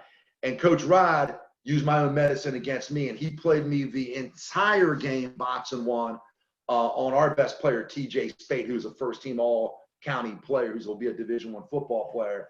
And I tell you what, it took me a minute to try to draw some stuff on how to try to beat it, to be honest with you. So sometimes it makes you go into your coaching tricks and your trick bag to try to figure out what you can do to beat the boxing 1 and the triangle 2, because it's really not that easy to coach against, because you can come up with all your little plans in practice against it, but when you're in that moment, it's difficult to play against. Definitely. I think that's a lot of insight, you know, for a lot of coaches. You know, a lot of coaches, you know, are probably stuck in their ways, you know, zone defenses, man-to-man principles, help side. I don't think a lot of people use the, you know, boxing 1 anymore, or, you know, triangle 2. So it's definitely good insight, you know. I think that I may have used it once, but not really trying to use. I think my help side was like, so like we like disregarded, you know, to your principle, we like disregarded a couple players and we just used it in the help side. But, you know, different coaches may need that and, you know, may take that strategy. So we definitely had to allow you to, you know, put that out there, you know, because some coaches might put that in their toolbox. So, John, you know, and again, if you're going to, you know, ever use that, if you ever want to sit down and talk to me one-on-one, John, I know I don't know you as well as some of the other guys on the panel, I'd be more than willing to talk to you. What you got to do, and this really makes practice really, really good. And Will, we did this with Mozzie. You know, you take your best player and you put them on the second team, and you tell your best player, man, fry these jokers, man, they can't check you. And you play boxing 1 against your best player in practice for about 45 straight minutes. And that's that, John, I'm telling you right now, man, you talk about your kids getting into practice, man. They get into practice when you drop your second player on the best team and tell him he's got free will to do anything you want to. And you start screaming at your bottom players to screen for your best player on the second team. And I make my first team stay on defense the whole time. There ain't no 2 stops and changing it around. You're not going to do nothing but defense for 45 straight minutes, boxing 1 and triangle 2, and we'll take, you know, 6 or 7 guys and put them on the first team, rotate them through so they don't get tired. And then your best player is just so ecstatic because he can just get loose on the second team. You know, and again, you guys, you know, I mean, I know y'all are veteran coaches, but if you were going to ask me, Coach Glick, you know, who were some of your coaching idols that you learned from? To be honest with you, I mean, the #1 person from Mike Glick is Morgan Wooten. God rest his soul. You know, to me, there's no better coach in the history of basketball than Morgan Wooten. If you guys have never read his book, From Orphans to Champions, y'all should go order it online, because I know y'all not doing nothing with the quarantine, and read it. You'll be captivated. There's no better coach in America than Morgan. And Morgan, you know, taught me so much about basketball. And I remember as a young 27-year-old coach, I'm sitting down and I'm designing warm-ups. And we're going to have the tightest warm-ups ever, man. And I spent an hour working on warm-ups. And I come out and I watched DeMatha my first game playing them when they beat us by 55. When they had Travis Lyons, if you don't know Travis, he fried us. And all DeMatha just did was they did 2-line layups basically for 15, 17 straight minutes. That was it, and beat us by 55. And I went over to Morgan after the game. I said, Morgan, he said, Mike, your team really played hard. You know, that's what he always says when he beats you. And I said, Morgan, I said, what's up with your layups? He said, Coach, the idea of layups are just to get warmed up. The best way to get it warmed up is just to run. He goes, just do 2-line layups. From that day on, I was like, I'm not going to sit here and overcoach the situation. So, you know, I think, you know, one thing about coaching sometimes we overcoach things as a coach, to be honest with you. So we're playing DeMatha in 98. And, you know, Morgan was, you know, I'm going to play man-to-man. And basically the bottom line is, you know, I got more talent than you. So I'm not going to ever play zone. So, you know, we played them basically at Alhambra. You guys all know what Alhambra is, I'm sure.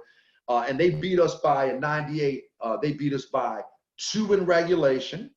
They beat us by 1 in overtime. And then they beat us by 2 in overtime in the WCAC championship. So we got to play them in Alhambra, right? So we played the Canadian national team in the semifinals, and they were 36-0, #1 in Canada. And you know, they were going to play DeMatha in the finals until we beat them by 33. Cathedral Prep out of Ontario, because they don't know about the, you know, basically the DMV. So now we're playing DeMatha's in the finals of the 98 Alhambra tournament for the fourth time. And I'm ready, man. John, I mean, we got our man-to-man stuff down. We know everything we're going to do, John. They come out and play a zone the whole entire game. I was blown. Couldn't believe it, man. They beat us by 5. That DeMatha team in 98 went 39-1. It's the most wins in Morgan Wooten's illustrious career during that year. They finished 2nd in USA Today. And the only reason they lost is because they lost in the finals of the DeMatha Invitational. And at that time, I want to say it was at, I can't remember where it was at, but it was sold out. It might have been the old Cap Center. It was like 17,000 people, and they lost to a team called Anderson, Indiana, because Keith Bogans cramped up with about 3 minutes left when DeMatha was up by like 4, and Joe just couldn't carry the spotlight himself without Keith. And Anderson beat them by 1, and that DeMatha team went 39-1.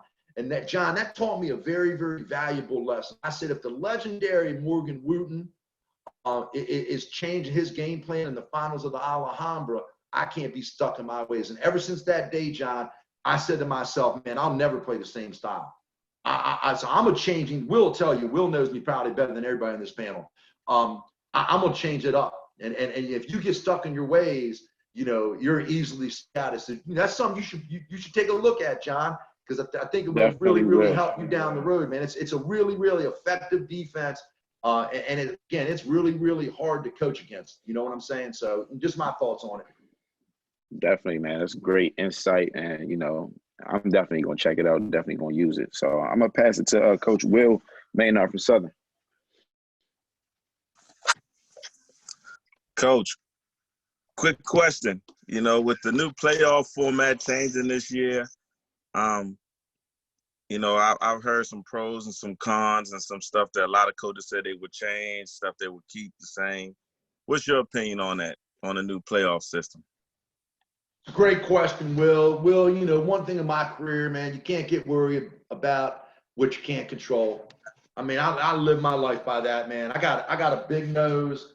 If I woke up every day and was upset about having a big nose, I'd just be upset every day, man. You know what I'm saying? So, like, a lot of people want to, like, overanalyze stuff and whatever. So, for Mike Glick, you know, honestly, it is what it is. No matter what we say, it's going to be played out the way it is. So, for Mike Glick, the best playoff format is not being in PG County. For Mike Glick, no offense, but, man, having to run through the gauntlet, and you know, because you were in our region, Will. You got to go through Douglas and Largo and these jokers, even to try to get to the region finals. Are you kidding me? So, I mean, you can give me every playoff format you want as long as I don't have to go through those teams to try to get out, to be honest with you. But to answer your question, you know, in a more respectful way, you know, Will, to be honest with you, it's a double-edged sword. You know, we're in Anne Arundel County, so, you know, it's tough for us, Will, because do we play that at-a-league game at a very, very high level because we want to get our kids ready, you know, for that Baltimore Public School, that PG team where we're not going to really see that style of play. You know what I'm saying? You and I have talked about that. You know, or do we just get that automatic W, you know what I'm saying, where we're going to build that record to be able to have a higher seed. So Mike Glick's always had the personality of, I need to put the best teams on my schedule. If we take an L, we take an L because the kids want to play against the best. The parents want to play against the best. And sometimes you got to let your kids know that there's better players out there, especially in Anne Arundel County, because that's the one thing I tell my kids all the time. Because people in Anne Arundel County look at us like we can't play because it's Anne Arundel County. We That's put a true. lacrosse stick in our hand. It's a baseball bat, softball bat in our hand. It's whatever. So, this year, I think the best decision that I made this year is that, we got into the legendary Bob Wade's, Mayor's Academy, basketball academy up in Morgan. And we were really struggling, Will, and we were losing a lot of close games.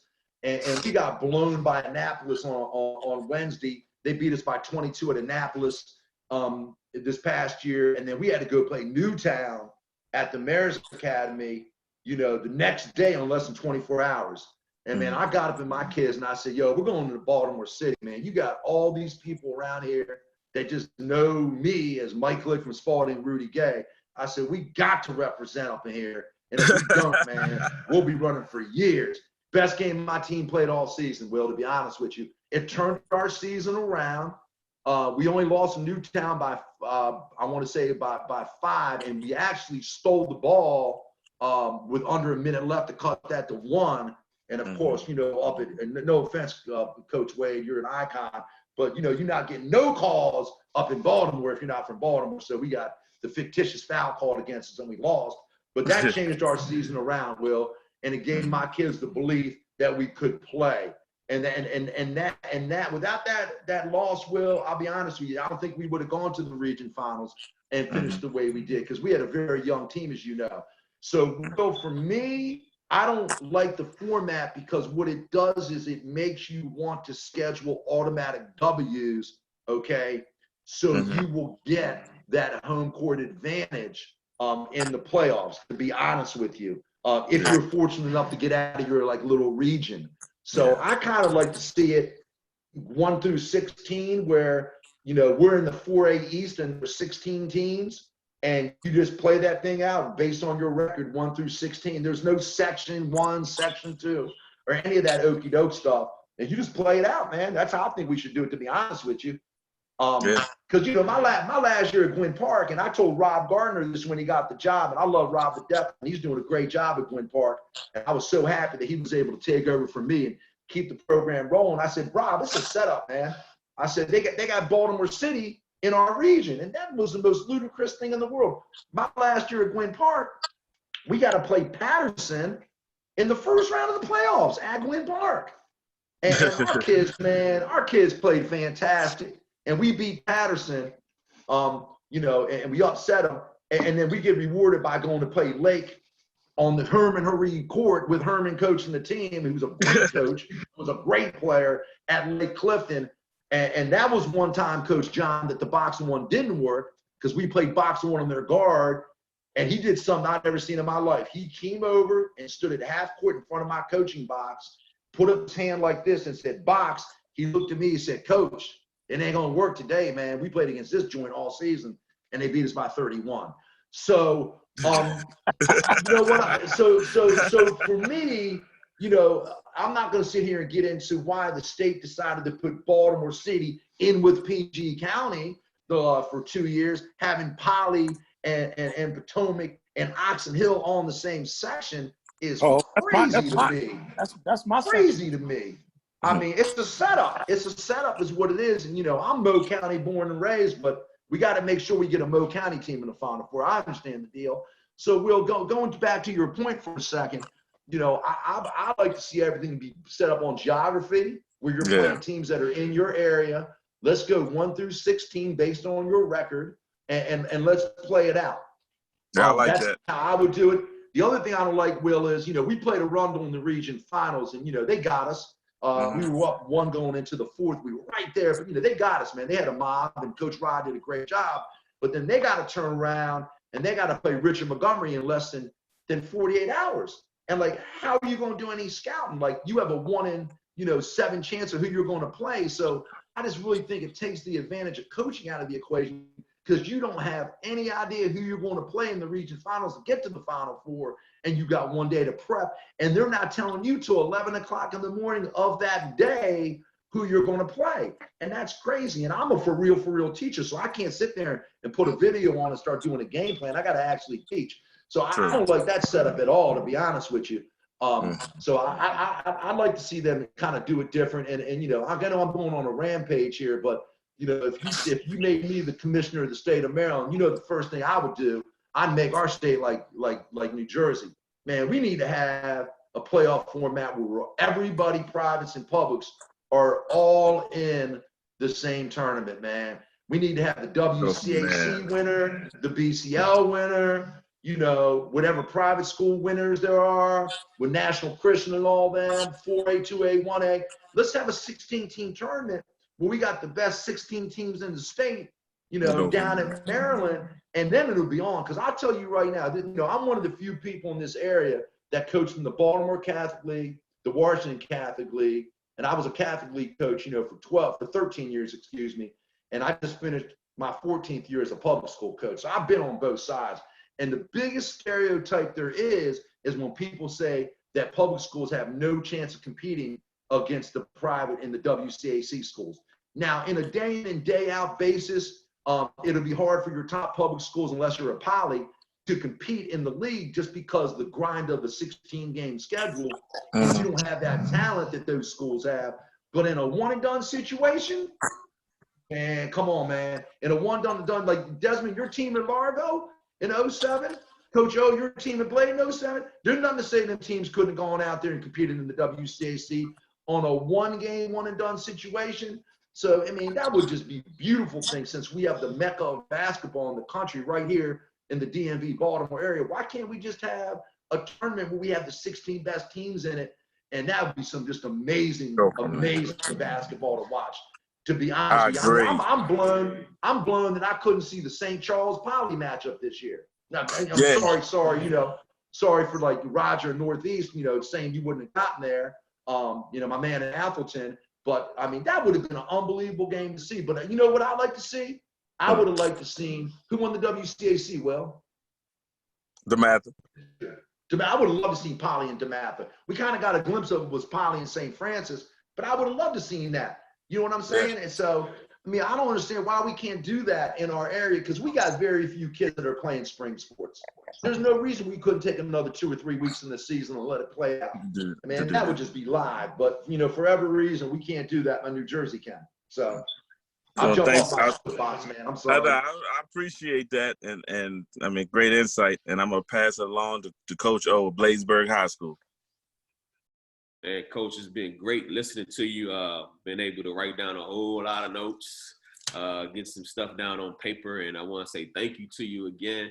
But before I go, you know, and one thing that when we talk to coaches that we consider great coaches that come on this panel, and the ones that we talk about the most, your name comes up an awfully lot, because we know it's going to be genuine, it's going to be uncut, and it's going to be straight from the heart. So we definitely appreciate all your insight that you was able to give, not just to us, but to the people that's going to be able to log in and see this on YouTube later on. So we want to say thank you to you for that. Hey, you know, I got to say this real quick before I bounce out of here. You guys are doing a phenomenal job. I really appreciate what you're doing to promote basketball in our area. You know, you're giving people something to watch during the quarantine. All you guys are phenomenal coaches. You know, me being like an older coach, I appreciate everything that you guys are doing. It's just an honor, you know, to have me on your guys' show. It really means the world to me to be able to come in here and just, you know, have a chance to talk. So just thank you. And for everybody that's out there that's listening, man, y'all need to watch the Showtime show that's coming on about basketball in PG County. John Beckham is the producer of that, and John's a PG County guy through and through that I got a chance to meet when he was much younger in life. And I'm so proud of what John has done to create that Showtime show. And I think that's just going to let people know, you know, that this is the mecca of basketball. I try to tell people all the time, but you know, you could talk about New York City and LA and Philly and all that, whatever, man. You know, we play the best basketball in the nation right here in the DMV. So that'd be a great show for everybody to watch, just so they know. But I appreciate y'all letting me come on, and I love y'all like brothers. And if there's ever anything I can do for any one of y'all guys individually, man, don't hesitate to hit me up. I'll share any knowledge that I have, any X and O's, except with Will. because I got to figure out how to beat him. I'm going to go watch the Southern Meade game real quick when I get off of this to figure out how we lost to him. But other than that, I love y'all, man. And the Redskins will not get swept by the Cowboys. I'm going to let y'all know that right now. If you say so. Spit your stuff, Glick. And Will, for you right quick, Will, just so you know for a second, when your little fragile quarterback goes down, y'all done too.